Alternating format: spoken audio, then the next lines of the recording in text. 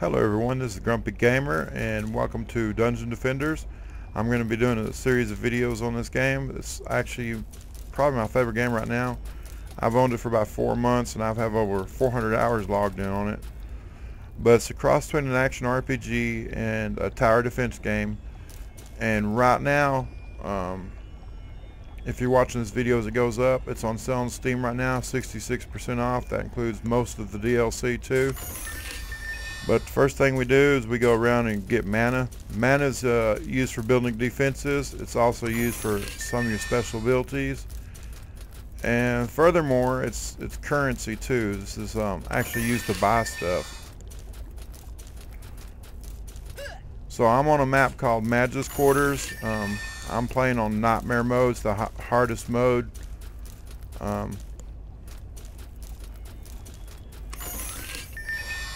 So let me tell you what the object of the game is. The object of the game is to survive. Right now I'm playing on what's called survival mode. There's 25 waves and I have to survive all 25 waves. If you see in the top left corner it says next enemies 50. That's how many enemies are going to be coming on the first wave. Between waves you get to the game pauses, like right now there's no fighting. You get to build defenses, do whatever you want. You can actually build defenses during the actual battle too, but it's a little more difficult. Now I'm going to summon my first defense called the harpoon turret. It just basically shoots stuff.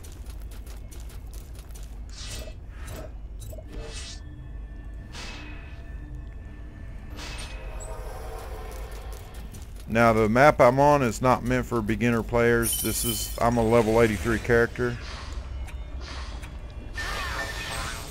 I have more than one character, and right now I just switched to the huntress. The first one was called the squire. This one's called the huntress.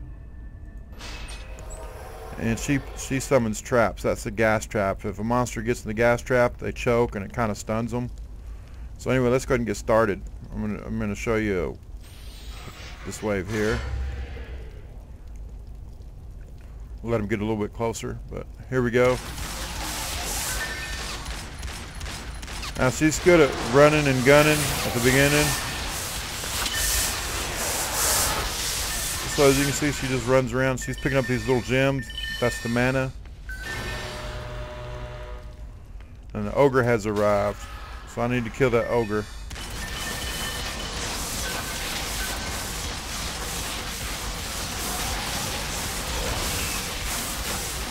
Okay, I got him.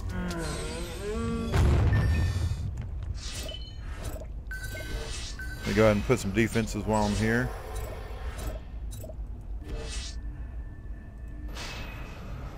Now I put a second trap down there. That second trap was called darkness. What it does is it gets rid of an enemy's elemental resistances, like if they're resistant to fire, or electricity, or poison, or whatever. That'll get rid of it.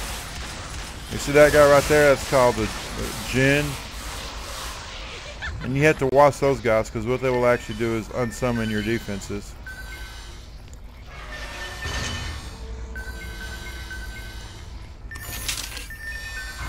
Now if you notice, I'm playing by myself. I'm in a private match. You can play with up to, most maps you can play with up to 4 people. A handful of maps you can play with up to 6 people. But for the purposes of showing you the game, the mechanics and stuff, I figured it'd be better to play by myself. So I'm actually in a private match. Now, first thing I'm going to do, swap back to this guy. And he's going to build some more defenses. The first wave is actually the toughest because I don't have enough, they don't give you enough mana to build all the towers you need. So I had to leave one of them undefended, and so what I did is I actually had to stand at this spot right here. I didn't have a turret here, so you notice when I started the last level, the last wave, I was standing right here fighting. That was to defend the crystal. But after this intermission, I'm going to have all my defenses in place.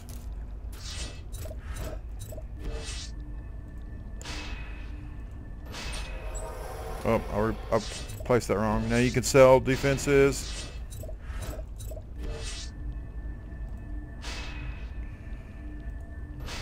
And there's actually a logic to the way I'm placing everything. I guess I'll go ahead and explain that. Now these right here are angled slightly outwards, but let me show you this one. There's the reason I'm aiming these this way. Now, as I've already said, I am on nightmare mode. And if you see these turrets, let me place one. You see two arrows in a glowing area? That's this thing's firing arc. It can only shoot at things inside that arc. And so the reason I'm aiming them a little bit to this direction is because most of the hard stuff comes this way. There's going to be birds and stuff coming from here. There's going to be a ton of ogres coming from here. And there's going to be more birds coming from here. So all these turrets are kind of, are more or less aimed towards the front of the map. So this guy here, that's all he's going to build. Now let me swap to, this one's called a Series EV. I named it Evelyn.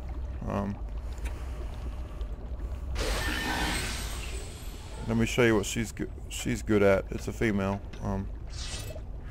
She can summon proton beams, physical beams, reflection beams, shock beams, tire buff beams.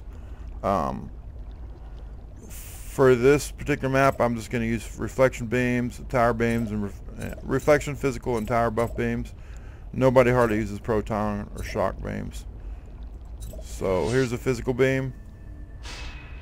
And basically what that is, it's a wall. Now, all the players can pass through the wall just like that, but the monsters can't.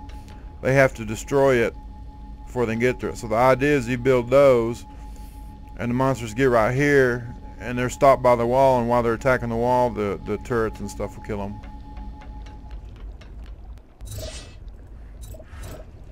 So I put beams all along the stairs everywhere. There we go. And that's the physical beams. Now nothing can get in this base unless they destroy a wall. Next thing I'll place is what they call tower buff beams. Let me show you these things.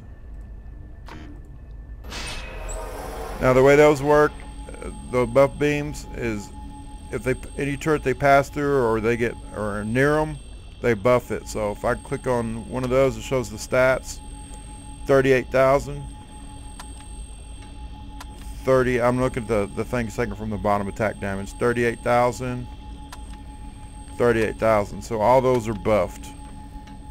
Now if I go over here, this one's only 26,000 because it doesn't have a buff beam. So I go and place one along here.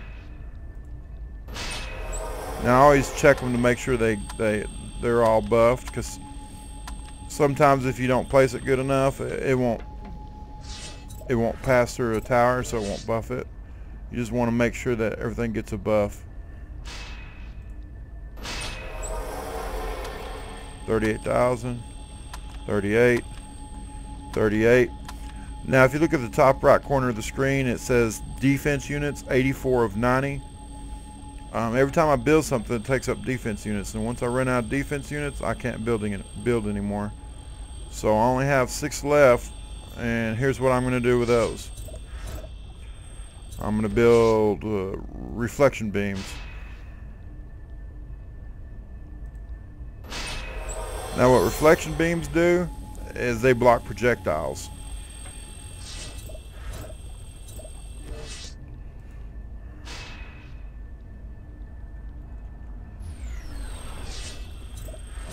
Now on these beams,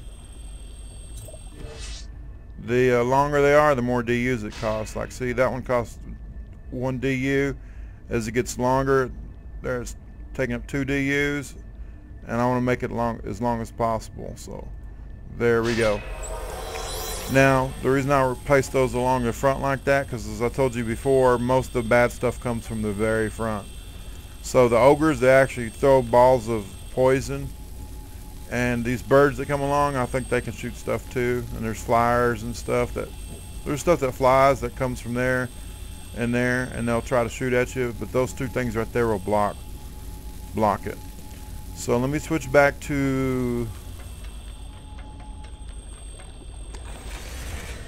Mana Girl. Now if you notice she's dressed like Batgirl, that's a skin you can buy. Okay, let's go ahead and get started. So I have everything built. If you see the defense units, it's 90 out of 90. I can't build anything else. But what I can do now is upgrade. And let me show you something else I can do. I can turn invisible. I'm invisible now. Monsters can't see me. The only monster that can see you when you're invisible is Dark Elf Assassins. You won't see any that's already in the game though. But basically it more or less gives me immunity to most stuff. The only thing you have to worry about is splash damage. If something like explodes, you can still take damage from it. And then you just got to worry about the dark assassins. But otherwise, you're good to go. Now let me show you the damage here. Again, 38,000. I'm going to do an upgrade. You can upgrade all your defenses 5 times. I'm going to upgrade the tower defense beam, or the buff beam. Now if I look at it, instead of being 38,000, it's 42,000. So I can upgrade it up to 5 times. Each upgrade costs more and more money, so. But you can see my damage now is 54,000. It's going to get way up there. It'll get over 100,000 once the harpoons can be upgraded and the buff beams can be upgraded. Once everything's upgraded, I think the damage will be like 100,000 and change. Now there is a particular order you want to upgrade on this map. You want to do buff beams first.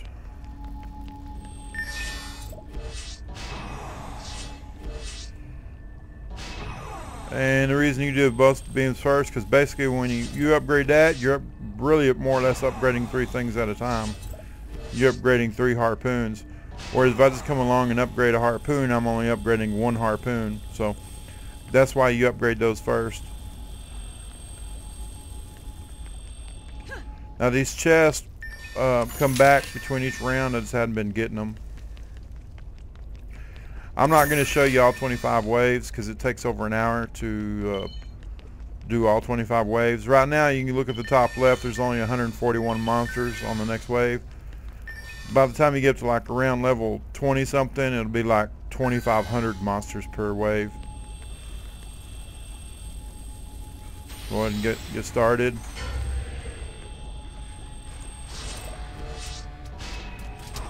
Now I don't have any defense units, people call them DU, to build anything else, but I will show you her defenses. You can do proximity mines, gas traps, inferno traps, darkness traps, and ethereal spot traps. They all serve a purpose. Now something's hitting me, I don't know what it is. Oh.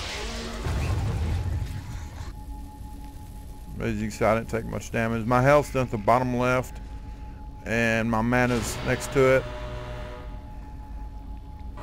I can heal myself. It takes mana to heal yourself though, so. So basically what I do is I just keep running out here, killing stuff, picking up mana.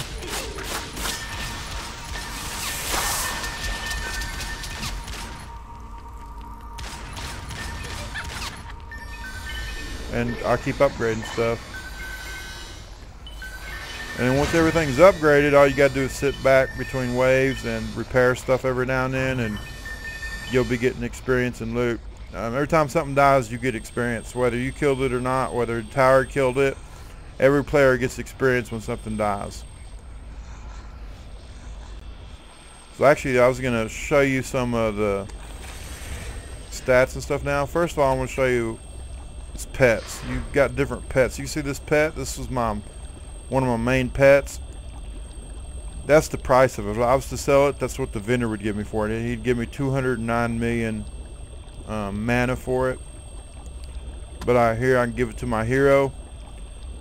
And I should have had that all along. Now, you might be wondering, why do I have more than one pet? Well, This pit right here, if you look at the stats at the very bottom, those, well, hold on, actually let me go back and show you the stats first. I don't think I did. Okay, right there is my health. I've got 37,000 hit points. Right here's my mana. I've got a maximum of 1,700. The number on the left is your current. Number on the right is your maximum. Now here, you can see these are the different stats for different things. It says health 709. Now if you notice, that's not my actual health. My actual health was up here. It's 50,000. This number is used to calculate that number. Same thing with damage. This is my hero, the amount of damage I do. It says 13,000 or 1,300. I'm doing way more than that. Here's my speed. This is how fast my character moves. If you notice, well, you haven't seen enough of the game, but you move like molasses when you first start playing. This character right here is extremely fast. I designed her that way on purpose, and the reason being is because her job is to upgrade. Now once she upgrades, I'll switch to a different hero, but that's why that stat's so high. Now we got hero casting rate. What that's used for, it determines how fast you repair, how fast you upgrade, how fast you build defenses, how fast you heal yourself. So this number is pretty good. Now you notice mine's pretty low, because this character is not going to be used for this star right here is more important right here for this character, and so are these down here. It's just you gotta figure out what you're going to put what stats you're going to make high. You can't have them all high. Okay, now here you got your abilities. Each character class has 2 unique abilities. This character's abilities are invisibility and piercing shot. Invisibility, you already saw that. Makes me go invisible. Piercing shot, if it basically fires a high-powered bullet, and the bullet pierces and it does massive damage, so you can use it to take out waves. Like, let me show you what it's good for. Like, let's say there was 5 or 6 monsters walking up these stairs. I'd use piercing shot. It'd go through all of them and probably kill all of them. So it's good for just taking down monsters in droves. Okay, now right here we have these stats right here are for defenses. These stats are for my hero. They raise my hero stats. These stats right here raise the stats of my defenses. This right here, for this particular character, it determines how many charges your traps have. If your trap, every time your trap goes off, it loses a charge. If the charges drop to 0, the trap's destroyed. So this number right here determines how many charges. Again, it's not going to have 669 charges. This number is just used to calculate the number of charges. Here we have our trap damage. Determines when trap goes off how much damage it does, or how much it stuns them, and that kind of thing. Right, here's for this one, trap radius. It determines well, the radius of the trap. Like when the trap goes off, how much, what's the AOE, the radius of the AOE. And now we have trap reset speed. And when trap goes off, it's temporarily deactivated, and the higher this number is, the quicker it'll reactivate. Now here we have our resistances. We get all this from our gear. This is our resistance to physical attack. This is our resistance to fire damage, lightning damage, and poison damage. Let me go ahead and swap back to this guy real quick, because these numbers are a little different. Now you can see this guy's got a lot more stats. This is my main character. He just builds the towers. This is the number of hit points the turrets have. This is their damage. This is how far they can shoot. So on this one, it's the range of the turret, and then we got the attack rate. So if you take this number, the damage and the attack rate, and combine them, that'll calculate your DPS. But the reason I wanted to switch characters is I was wanting to show you the abilities of this character. He's got circular slice. It's basically he does a whirlwind attack, damages everything next to him.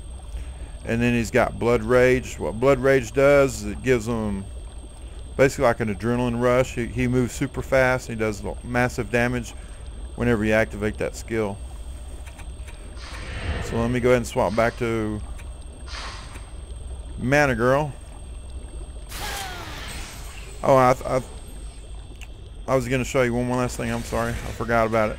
I was on the pets. I have 2 different pets this character uses right now. She's using a thing that looks like a seahorse. That's my DPS pet. That pet right there, we can look at its stats. It does damage, so it does. That's its number 7803. Attack speed bonus and the number of projectiles. And so this pet does fighting too, and it's not a little. It's like not some games where it's doing like a little bit of damage. That pet actually kills more monsters than I do, I think. But once I get everything upgraded, what I will do is I will switch to this dark bot. No, if I hover over something in my inventory, it'll show the item on the left, and it'll show what I currently have equipped on the right. Now what I want you to see the difference here is that if you look at the Serpico on the right, his damage is super high, but if you look at the bottom row, that's your the stats that boost your tower defense. They're super low. So when I first start off and I'm just upgrading defenses, I use the DPS pet, because what I want to do is kill as much stuff as quick as possible so I can get a lot of mana and go back and upgrade. But once everything's finally upgraded in the map, I will switch to this pet, and that will make my trap stronger. So let's go ahead and do one more wave.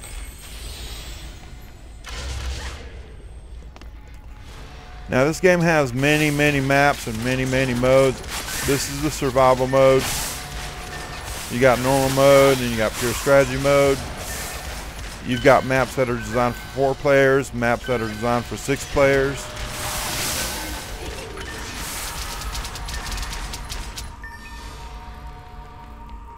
But there's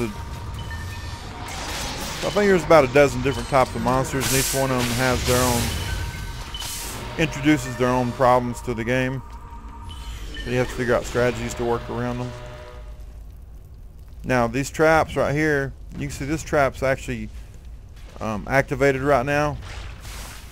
As you can see the gas.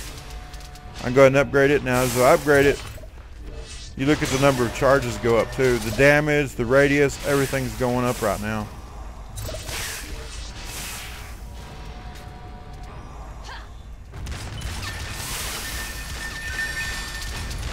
There you go. You can see the birds coming. Remember telling you about the birds?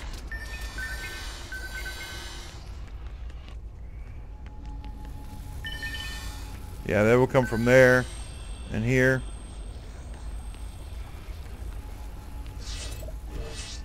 Unfortunately, I can't show you everything in this game in just one video. There's a reason I've played this game 400 hours. If you like action RPGs, if you like tower defense, you'll probably love this game. Right now, seeing how the game's 66% off, I think the game's like $5 right now. I mean, you can't beat that with a stick. But anyway, like I said, this game's going to go on for an hour or 2. I'm not going to finish it. I just wanted to show you the basics and let you decide whether you want to get it.